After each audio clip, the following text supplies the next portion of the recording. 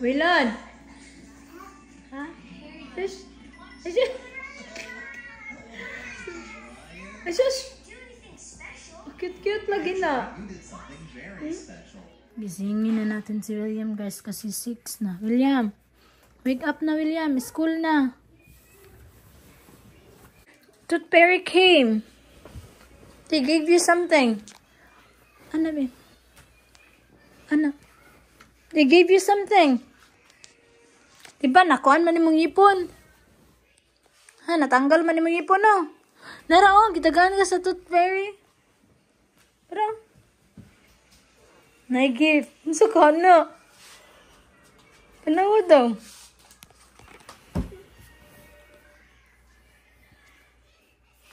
Gusto ko, ano, ay.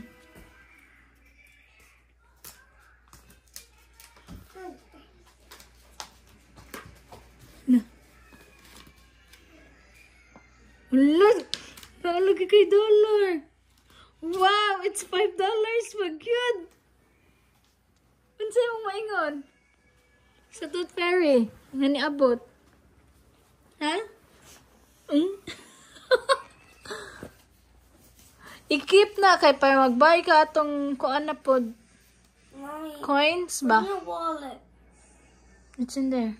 Can you get In the bag. Can you get it? Yeah, you need to ligo sa... Mommy. Hello? William got $5, guys. Babe, show your teeth daw, babe. Oh, di ba? Mga new na yung teeth niya. Let's go na. Ligo na. Ha? Sure. Sa mga ingon sa Tooth Fairy. Nagitagaan ka og $5. You say? Ligo na ta na. Ah, kuya. Ayaw, Wilon! I'm ready. Brush Kuya William's hair. And now, imuhang gikuan. Ha? Ikaw, Jud Wilon ay. Mommy, it's nighttime. I know, it's too early. But you're ready, huh? Look at you. You're so guapo. Yan si Wilon, guys, oh. Hi! Say hi! Hi! Hi! Don't do that. Oh! Kasabi sila, be. Kasabi sila. Kasabi, be. Kasabi. Ano to? So, ayan si William. Ready na. Nakatulog ulit si Wesley, guys. Kasama. Aga nila nagising. Mga 2. Siguro 2 AM. Nakatulog ulit. So, ayan si Kuya. Sobrang gwapo naman niya. Ay. Tapos guys, natawa ako ka William kasi sabi niya nighttime pa kuno. Kasi yung araw hindi pa lumalabas. So, ngit pa siya. But it's already 6:45. So, we're gonna leave at 6:50 para makasayo siya. Kasi gusto niya daw doon mag-breakfast sa school. Free kasi yung breakfast nila at saka lunch. Gusto ko siyang lutuan eh. Ayaw naman niya. Gusto niya talaga doon. Siguro kasi may mga bata para may makasabay siya. Pero pinakain ko siya dito ng konti. Tapos sabi ko, kain ka muna dito just in case, diba? So, ayan. See you there, guys. Hi, guys. So, we're ready na. Ayan, si Wesley, he just woke up. Kasi aga niya nagising kanina.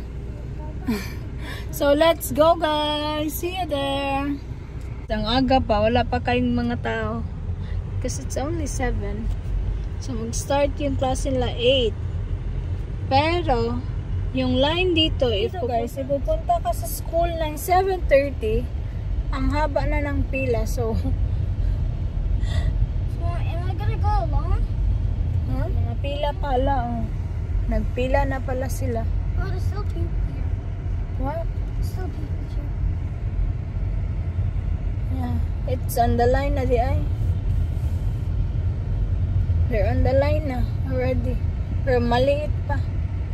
Pag pupunta ako dito na 7:30, 7:20.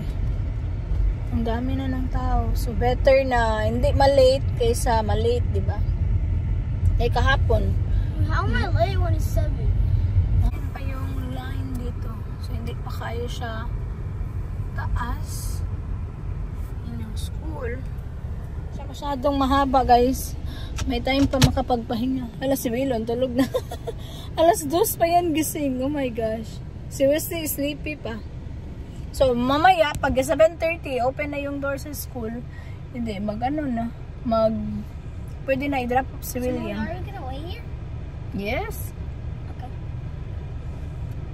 Imagine, William, you're 4 years in school already.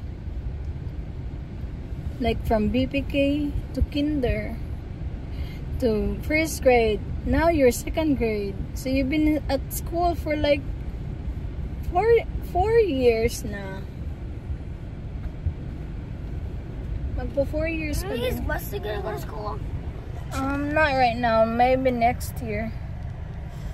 Yeah, guys. Kasi hindi kami nakaano ng voucher, guys eh. Voucher din.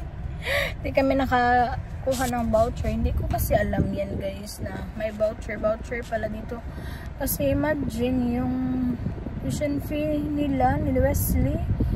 1,000 plus a month. Imagine that, guys. If ipa-enroll ko si Wesley 1,000 a month, tapos si Wilon din, so 2,000 a month, then I cannot afford that. We cannot afford that. Especially wala akong trabaho, diba? And then, I think Wesley, ready talaga namin siya mag-school ng kinder next year kasi grabe gyapon ka hyper niya. And we can't wait for his check-up. Yearly check-up.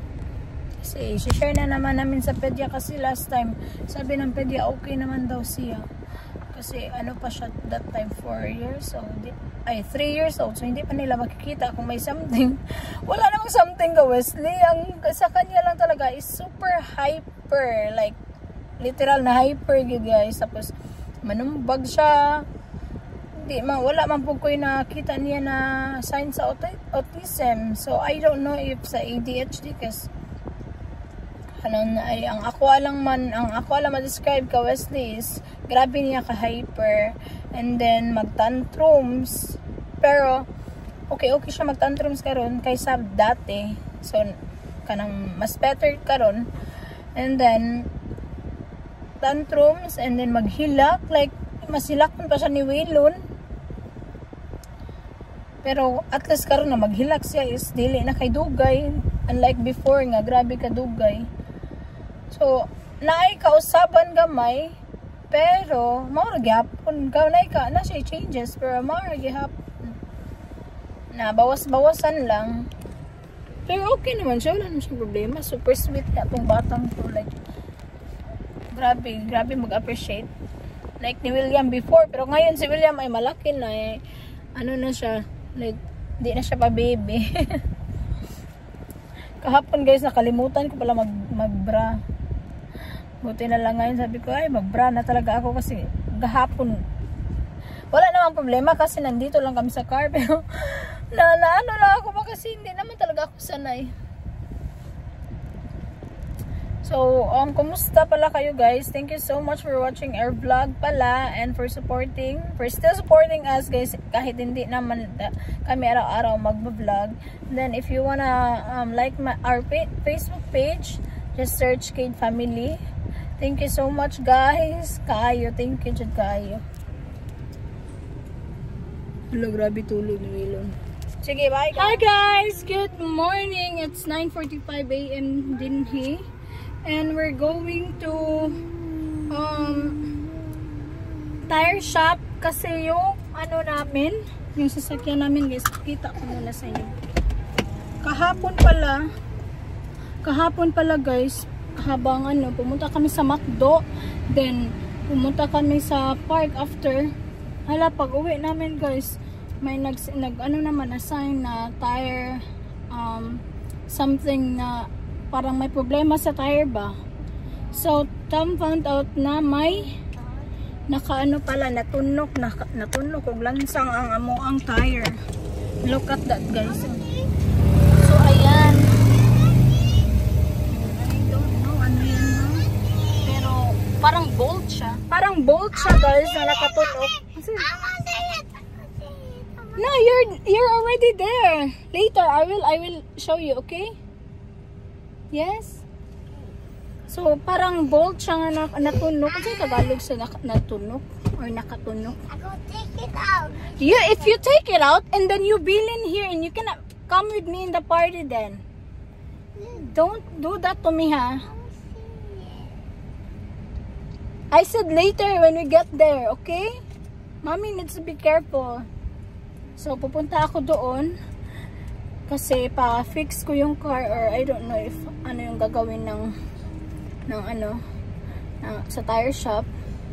But, maghinahinay ako drive and let's go. Samahan nyo kami. I don't know kung saan kami pupunta. Sa McDo ba after? If i-drop ko tong car sa McDo ba or sa Walmart. Well, na lang and come with us, guys. Dala ko yung mga bata kasi walang magbabantay.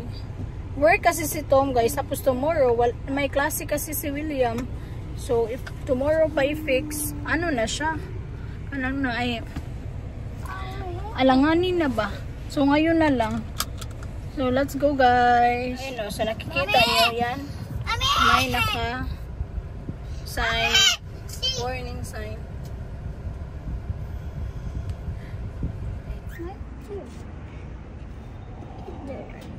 Yeah. Yeah, the tire is broken. Look. Huh? Don't touch it. So, ito yung nangyari. So, nag-gas ako sa tire and need talaga siya ng bago. But wala silang available dito. So, I had to go in the other store para magpalit ng tire. And then, nag-ask naman din ako sa kanila if okay lang ba na mag-drive ako. And she said it's fine. Kasi hindi pa naman talaga like flat yung gulong. But I need to be careful and watch out. So, guide us, Lord. Thank you so much.